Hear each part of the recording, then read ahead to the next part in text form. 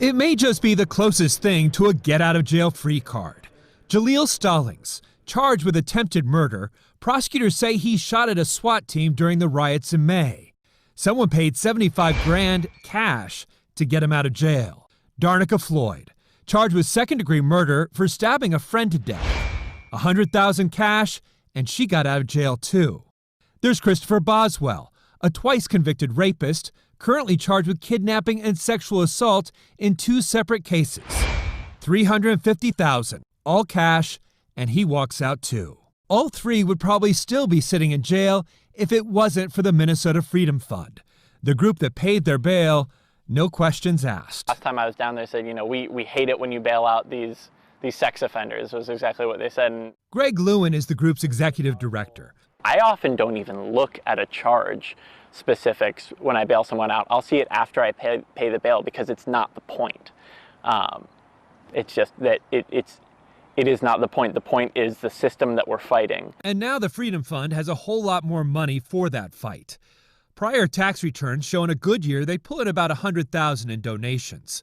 But after the police killing of George Floyd and supportive tweets from Hollywood celebrities, they've now received more than $35 million in contributions. We initially got many raised eyebrows, especially when we ramped up our activity from paying $1,000 a day across however many cases we could to now closer to up to $100,000 a day. Some very raised eyebrows from our bankers. Not just bankers, but others who wondered where all the money was going and who was accountable. Most of the protesters arrested were quickly released or only received citations. So how many of the protesters do you think you helped? The answer is probably closer to a dozen in terms of direct bail actions. A lot of people, are saying F the police right now. Those same people, quite frankly, in that tendency should be thinking F the courts and F the jails as well, because that is part of the same cycle.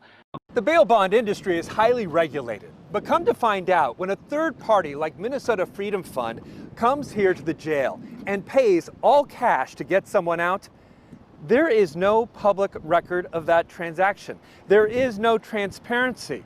We were surprised too.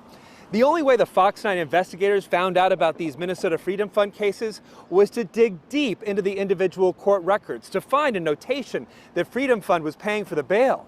Otherwise, we wouldn't know. And who else is going to do that work?